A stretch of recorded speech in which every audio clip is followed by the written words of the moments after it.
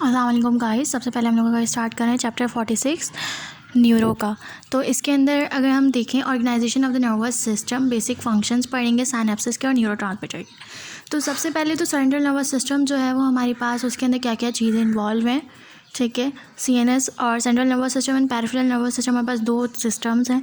तो सीएनएस में अगर हम देखें तो हमारे पास जो ट्रांसमिशन हो रही है, ठीक है, तो वो किस तरीके से हो रही है। जो हमारे पास इंपॉर्टेंट पॉइंट्स हैं इसके अंदर, वो क्या हैं कि सबसे पहले एक ये वाला पॉइंट, क्या special feature of most synapses is that कि वो फॉरवर्ड डायरेक्शन में जाते हैं। मतलब प्री साइनेप्टिक से पोस्ट साइनेप्टिक की तरफ हमारे पास जो सिग्नल है साइनेप्स में, वो मूव करेगा pre synaptic membrane to post synaptic.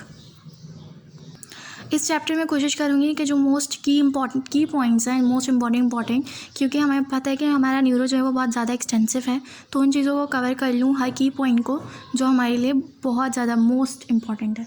अब अगर हम देखें sensory part of the nervous system, तो नर्वस सिस्टम के काफ़ी सारे पार्ट्स हैं, इन्वॉल्व होते हैं, जो हमारे पास, अगर कोई भी हमारे पास सोमैटिक पोर्शन, सेंसरी सिस्टम के सोमैटिक जो हमारा पोर्शन है, लाइक हमारे पास स्किन है, हमारे पास बॉडी के डिफरेंट ऑर्गन्स हैं, जिससे हमारे पास रिसेप्शन होती है, रिसेप्टर जो है सिग्नल्स कैरी करते हैं, तो वहाँ से जो सिग्नल्स हमारे पास आते हैं, तो वो हमारे पास डिफरेंट बॉडी पार्ट्स से आ रहे हैं, तो वो ब्रेन सीएनएस के सेंट्रल नर्वस सिस्टम के डिफरेंट पार्ट्स में जाते हैं।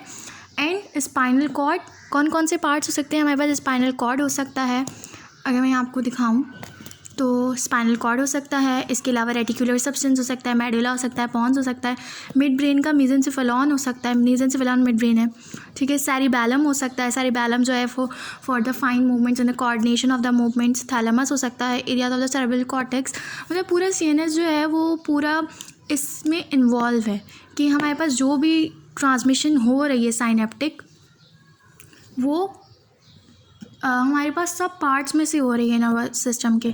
अब अगर हम देखें motor part of the nervous system, ये तो हमने बात की कि हमारे पास जो सिस्टम है, एक होता है हमारे पास रिसेप्टर है, ठीक है, एक इफेक्टर ऑर्गन है, और एक हमारे पास इंटीग्रेटेड पार्ट है। इंटीग्रेटेड पार्ट के बारे में हमने पढ़ा कि सीएनएस का इंटीग्रेटेड जो ये पोर्शन है, जिससे हमारे पास जो है क्या बोलते हैं, सेंसरी रिसेप्टर्स लेके जाएंगे सिग्नल्स, वो तो ये हो गया। अब मोटर पार्ट क्या है नर्वस सिस्टम का? नर्वस सिस्टम के मोटर पार्ट को अगर हम देखें तो नर्वस सिस्टम का मोटर पार्ट हमारे पास स्केलेटल मसल्स हैं, स्मूथ मसल्स हैं और ग्लैंड्स हैं, ठीक है। स्केलेटल मसल्स को हमारे पास सिग्नल्स ट्रांसमिट होंगे और फिर वो हमारे पास क्या करेंगे, फंक्शन परफॉर्म करेंगे। इसी तरह से हमारे पास स्मूथ मसल्स का भी यही है। और इसके बाद अगर आप सिक्रीशन ऑफ एक्टिव ग्लैंड्स, ठीक है, कोई भी हमारे पास सिग्नल आएगा, चाहे वो इंटरनल सिग्नल हो या एक्सटर्नल सिग्नल हो, ग्लैंड्स पे जाता है। अगर बॉडी का मतलब अगर हम सपोज़ करें कि हमारी बॉडी के अंदर ग्लूकोज का लेवल जो है वो एलिवेट हो गया है, ठीक है, तो हमें क्या होगा, बॉडी में सिग्नल गया कि ग्लूकोज का लेवल एलिवेट है, तो हमारे पास सिक्रीशन किसकी होगी, एक्टिव केमिकल्स की होगी, एक्सोग्राइन एंडोग्राइन ग्लैंड से हमारे पास इंसुलिन की सिक्रीशन होगी। तो ये हमारे पास मोटर पार्ट जो है वो 3 है। इसके अंदर हमारे पास क्या जाते हैं, skeletal muscles, smooth muscles and the glands, ठीक है, इनको कहते हैं मोटर फंक्शंस। अब अगर हम देखें तो इसमें हमें यही बताया हुआ है नीचे भी कि स्केलेटल मसल्स को कौन कौन से पार्ट्स जो है वो कंट्रोल कर रहे हैं, ठीक है। हम जैसे मैंने आपको ऊपर बताया कि स्केलेटल मसल्स को जो है, स्केलेटल मसल्स को नहीं, मैंने कहा कि तमाम जो जितने भी इंटीग्रेटेड सेंटर है उसके अंदर ये पार्ट्स हैं, तो स्केलेटल मसल्स के लिए भी यही सब चीज़ें हैं जो इनको कंट्रोल कर रही हैं। अब हम नेक्स्ट इसमें क्या करते हैं, डिस्कस करें इंटीग्रेटिव फंक्शन को नर्वस सिस्टम के, ठीक है। अब अगर हम देखें तो 99% जो है सेंसरी इन्फॉर्मेशन वो हमारे पास क्या की जाती है, वो डिस्कार्ड कर दी जाती है।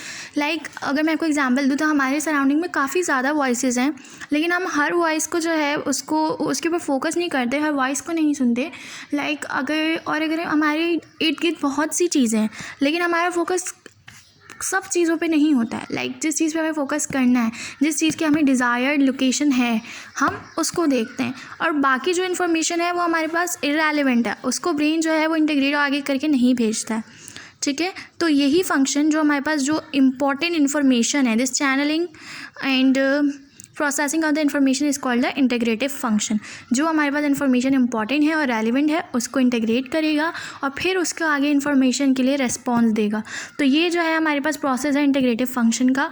इसके बाद हम यहाँ पे डिस्कस कर रहे हैं role of the synapse in processing of information. अच्छा, साइनेप्स का क्या रोल है और साइनेप्स है क्या? साइनेप्स क्या है? हमारे पास जो फंक्शनल जंक्शन है हमारे पास pre synaptic and the post synaptic membrane, इन दोनों के बीच में जो हमारे पास एक जंक्शन प्रेजेंट होता है उसको क्या बोलते हैं? साइनेप्स। अब साइनेप्स का जो है वो हमारे पास मेमोरी से कंसर्न्ड है और बहुत ज़्यादा इम्पॉर्टेंट रोल है। सबसे पहले क्या है कि अगर साइनेप्स जो है वो जंक्शन पॉइंट है, ठीक है। अब हमारे पास साइनेप्स में क्या चीज़ होती है कि साइनेप्स फैसिलिटेटरी और इनिबिटरी दोनों सिग्नल्स जो है वो रिसीव करता है और इसके अकॉर्डिंग काम करता है। किस तरीके से काम करता है, हमारे पास नर्वस सिस्टम के ही दूसरे पार्ट्स, ठीक है, वो साइनेप्स को जो है सिग्नल देंगे कि हम साइनेप्स को जो है वो कमांड करेंगे कि आपके पास ये जो सिग्नल आ रहा है, चाहे ये वीक सिग्नल है, अगर फिर भी वो वीक सिग्नल है लेकिन वो सिग्नल इम्पॉर्टेंट है, तो वो साइनेप्स को क्या करेंगे कि आप जो है इसको क्या करो, एम्पलीफाई करो इस सिग्नल को, ठीक है। और आप फिर आपके पास जो सिग्नल इसको एम्पलीफाई करके आप इसको डिफरेंट डायरेक्शन में ट्रांसमिट कर दो। लेकिन हो सकता है अगर हमारे पास कोई ऐसा सिग्नल है जिसको हमारा नर्वस सिस्टम इंपॉर्टेंट नहीं समझता है और उसको इनहिबिट करना है, तो फिर क्या होगा कि उसको इनहिबिट करवा दिया जाएगा, चाहे वो स्ट्रॉन्ग से स्ट्रॉन्ग सिग्नल हो। तो यही क्या बात कह रहे हैं, synapses perform a selective function. क्या करता है ये सिलेक्टिव फंक्शन परफॉर्म करता है on the command of the central nervous system. कुछ अक्सर जो है वीक सिग्नल्स को ब्लॉक कर देता है और स्ट्रॉन्ग सिग्नल को पास होने देता है, और कभी कभी वीक सिग्नल्स को ये एम्पलीफाई कर देता है और दूसरे सिग्नल्स जो हमारे पास स्ट्रॉन्ग सिग्नल्स हैं, स्ट्रॉन्ग होने के बावजूद ही इनको एम्पलीफाई नहीं करता।